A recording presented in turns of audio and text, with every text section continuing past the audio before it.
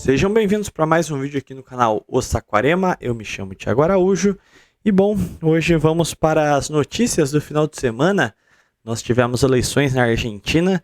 Eu acho que cabe mais alguns comentários. A gente fez um vídeo aqui particular só sobre o Milei e agora eu acho que vale a pena, porque eu realmente estava achando que o Milei podia ter um efeito meio Bolsonaro, meio Trump.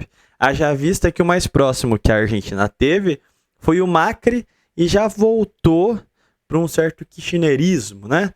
Só que a situação lá tá tão feia que eu não achei que seria possível eles se manterem no governo, nem emplacar de uma maneira muito satisfatória, quanto mais na frente. Isso não tem nada a ver com achar o Milei uma boa opção, mas é essencialmente o fato da Argentina não ter conseguido criar alternativas decentes e pelo fato do Milei ser o único cara de oposição, assim, com expressividade na Argentina, meio que não tem ninguém, vai tu mesmo, né? Que não tem cão caçar com gato. Então eu achei realmente que ele ia despontar na frente, principalmente com toda a propaganda política dele, foi bem feita na real. Ele teve uma imagem bastante assim de outsider, né, e tudo mais. Talvez o perfil não bata, talvez, com o caudilismo latino-americano, precisaria talvez ser algo mais pedreirão, assim, meio Bolsonaro. Talvez faltou esse diálogo com as parcelas mais simples da sociedade. Mas não é aqui o meu objetivo fazer um perfil sobre a campanha do Milei em si, mas a gente analisar os caminhos que a Argentina tem pela frente e o que eles têm a ganhar com o Massa ou com o Milei. E eu vou tentar aqui me colocar no lugar de um argentino e pensar igual eles e não quanto um brasileiro. Já explico o porquê que eu vou fazer esse esforço. A questão é que a gente teve aí 36% dos votos para o Massa, o candidato do governo, 30% com o Milei e 26% com a terceira colocada, que era como é que é? Bush? Eu não sei falar o nome dessa mulher. Enfim, mulher que ficou em terceiro lugar, não importa. Mas fica bem claro porque assim, o primeiro turno na Argentina pode se ganhar em condições muito específicas, que é você ter 45% dos votos e o segundo lugar menos de 30%, pelo que eu entendi. Então, foi uma possibilidade real ter sido uma eleição só de primeiro turno. Muita gente até estava entusiasmada com isso, porque a campanha do Massa parecia não engajar direito. Só que, na prática, os placares foram completamente diferentes. Então, o Massa acabou ficando em primeiro lugar e eu achava que ele ficaria em terceiro, para ser sincero, porque o governo atual da Argentina é um desastre. Inclusive, passa por a gente conversar sobre esse desastre argentino para a gente entender a cabeça do argentino médio na hora de votar. Então, existem alguns pontos que eu acho que são fundamentais a gente entender para a gente não aplicar a régua que o Brasil tem na Argentina. A Argentina, assim como o Brasil na década de 90, a Argentina também teve seu processo neoliberal de abrir a economia, de aceitar os capitais estrangeiros no país.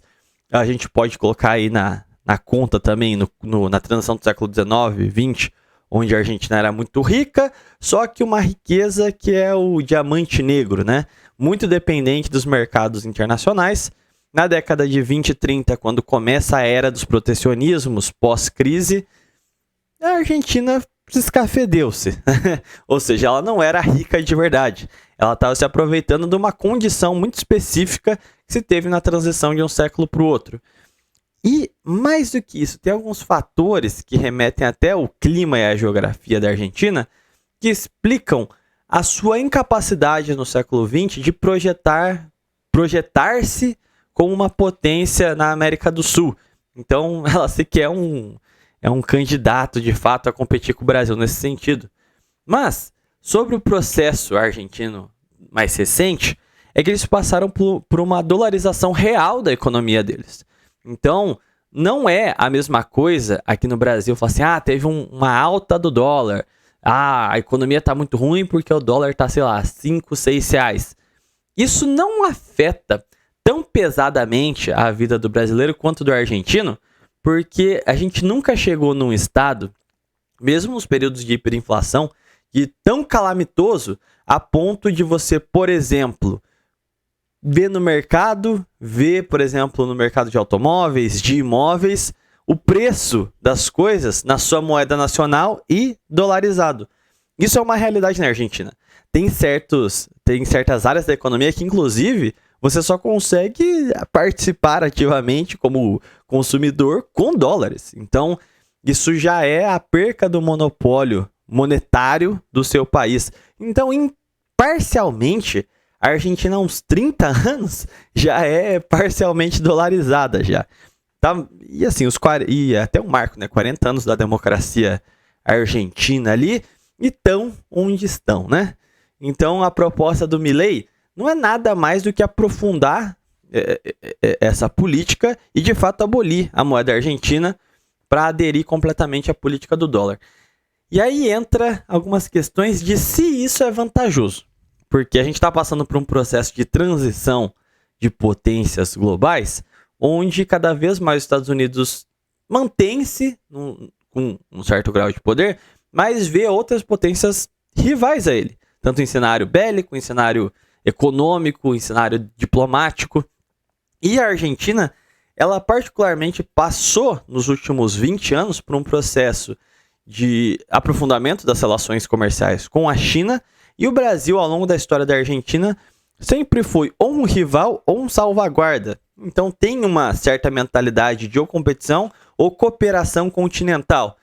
Então, analisando o cenário de um declínio dos Estados Unidos, de uma ascensão dos seus dois principais parceiros, tudo bem que a ascensão do Brasil é muito relativa, mas obviamente a gente está melhor que eles. Vendo a crise que eles passam como algo insalubre e irresolvível na mentalidade de um argentino, passa pelo processo de buscar aliados que possam ajudar a tirar a Argentina do buraco. O Brasil, geralmente, via de regra, tem essa postura, principalmente do século XX para cá, de mão amiga, estender a mão e tentar tirar os países latino-americanos do fundo do poço de fato. E a China se apresenta a Argentina como uma salvadora, querendo assumir a dívida argentina. Eu acho extremamente perigoso o nível de dependência que a Argentina está arrumando com a China, mas talvez na visão de um argentino pode ser a luz no fim do túnel. Então, observando o cenário de declínio do mundo ocidental, percebendo que a Argentina é uma exportadora de commodities, ela não pode competir com o Brasil, e o mercado que ela tem é muito mais chamativo o Oriente do que o Ocidente hoje. Então, existem poucos incentivos para se manter na ordem do Ocidente, seguir o Conselho de Washington. Eles já fizeram isso no passado e não levou para lugar nenhum, para ser sincero. Não que, logicamente, o peronismo também, principalmente o peronismo democrático, não tenha colaborado e muito para afundar a Argentina também. Mas a questão é que, sendo um país sem perspectiva, seria talvez melhor nos olhar de um argentino, mesmo não gostando do kirchnerismo, observar essa expressão política nacional como uma aliada desse projeto de resgate argentino Brasil-chinês. E o Milei, nesse sentido, se apresenta como o contrário disso, falando lá que não faria comércio com países comunistas, e considerando o Brasil, por exemplo, um país comunista, queria cortar relações e afins, e teria uma total dependência do Ocidente. O que não parece um bom plano no momento em que o mundo ocidental derrete, perde poder a cada momento e começa a ser muito mais agressivo com todo mundo que não é do clubinho. Ou seja, aumenta a agressividade, o imperialismo, o neocolonialismo com os países africanos, aumenta a tutela sobre a América Latina, que ameaça rumar para outro lado. Então, não sei, cara, parece uma situação assim duplamente ruim, mas talvez nesse nível de desespero, talvez eles vejam, vista as benesses que a China e o Brasil oferecem, como um caminho menos pior seguir para esse mundo multipolar.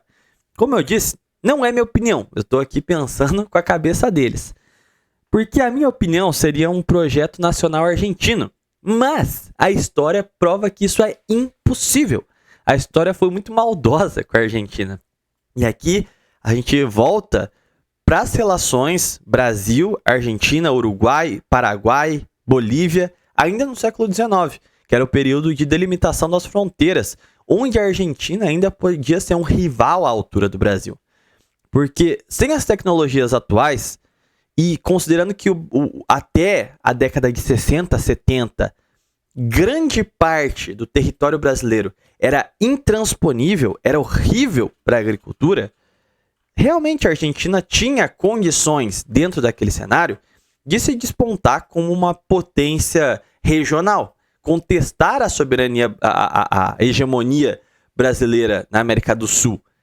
Só que, porque assim, isso vale ressaltar que isso é muito importante, é a importância vital do Rio Grande do Sul para o Brasil nos séculos 18 e 19, que é justamente os pampas, as planícies, o clima temperado, tudo isso era muito importante, era fundamental para a criação de gado, para o charque, para o couro, que eram, assim, bens muito relevantes.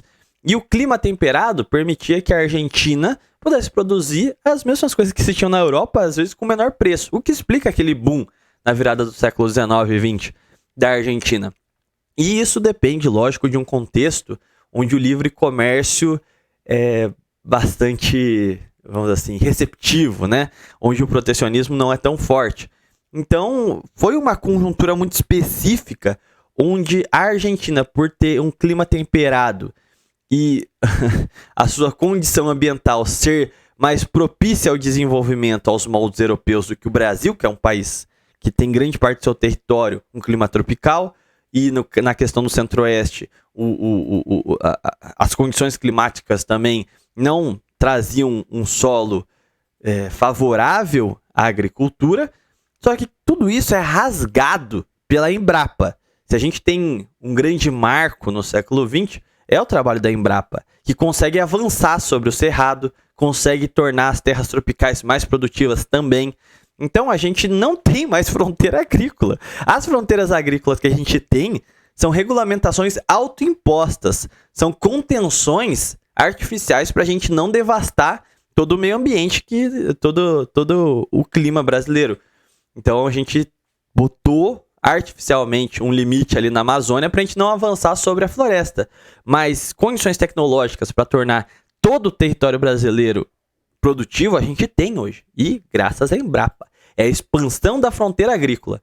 Uma vez que o Brasil pode fazer uso de todo o seu território, só o fato da gente ter subido e entrado para o território no centro-oeste, a gente quebrou a agricultura de qualquer país latino-americano e a gente conseguiu roubar até mercados no que tange as commodities dos americanos. Por exemplo, o milho mesmo, que era uma coisa que era quase que uma parte da identidade do americano, né, de produzir as suas grandes plantações de milho. O Brasil desbancou os Estados Unidos nesse campo.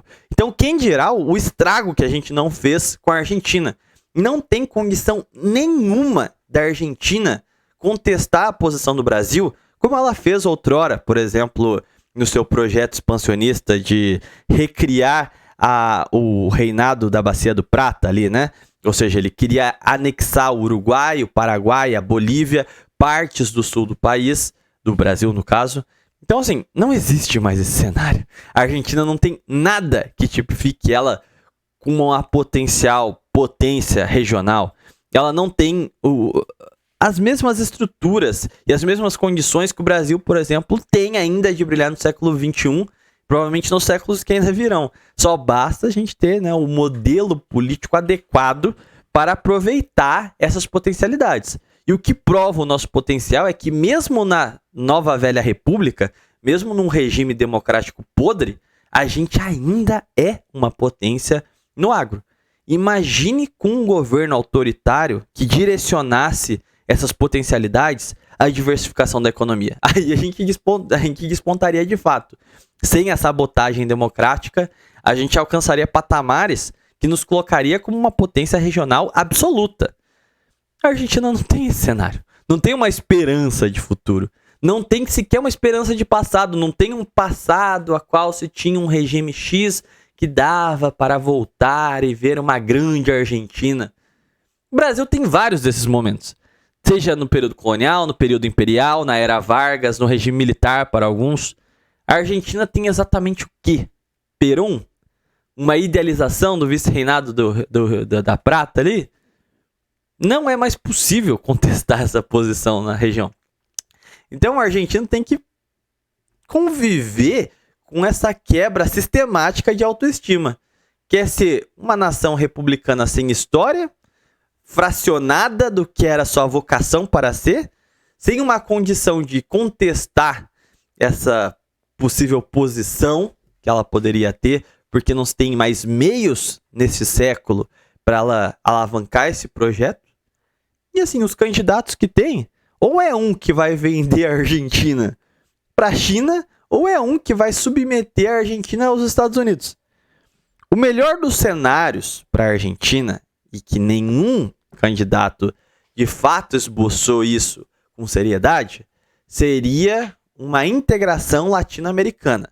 Buscar reavivar um projeto ABC, buscar alguma aproximação maior com o Brasil e o Peru, talvez para uma saída bioceânica, se inserir num contexto onde ele se aproxima do Oriente, mas blinda as ações de caráter imperial da China com essa irmandade latino-americana. Ou seja, um cenário de vamos se aproximar do Oriente, mas vamos se calcificar, vamos criar uma base forte na América Latina para garantir que a gente não vai ser colonizado. E ninguém tá fazendo isso. Então a Argentina tá numa dualidade fodida. E vai pro segundo turno. A grande escolha. A quem você quer ser colonizado? China? Vota no Massa. Estados Unidos? Vota no Milei. E sinceramente eu não consigo nem dizer qual que é menos pior a longo prazo. Porque tem uma certa esperança de ANCAPs e afins de que se aliar do Ocidente, dolarizar a economia, vai acabar com a inflação e parará. Eu sou muito duvidoso sobre isso. Eu acho que nem mesmo os investidores ocidentais estão muito animados com o governo Milei. Ele não passa credibilidade, não empolga de fato os mercados. Os mercados estão receosos com o Milei. Então, mesmo o Milei representando essa economia financeirizada, especulativa, nem mesmo os agentes desse tipo que integram esse lobby estão botando fé no cara. E no caso do Massa, parece que vai ser basicamente a manutenção de uma moeda inflacionada, de um projeto de tentar empurrar isso para o colo da China, para a China ser a grande herói o grande herói mundial que vai salvar a Argentina, e não vai acontecer. No máximo a China vai assumir a dívida da Argentina para então colocar diversas imposições que vai facilitar a colonização do território argentino pela China, criar uma dependência e um modelo de controle das autoridades argentinas de uma maneira absurdamente inconcebível, assim, inaceitável. Então, eles só estão lascados. Hoje é um grande dia para não ser argentino, amigos, é isso. Bom, eu vou ficando por aqui. Não se esqueçam de deixar o gostei, deixar um comentário aí e verificar a inscrição no canal. E se puder, se quiser me ajudar para valer, seja membro aí do canal. A partir de R$3 você já vai estar me ajudando demais. E eu estou já planejando uma nova série de vídeos, um cursinho fechado para o clube de membros. Então conto com a presença e o apoio de vocês. Eu vou ficando por aqui. Fiquem com Deus e até um próximo vídeo ou live. Falou!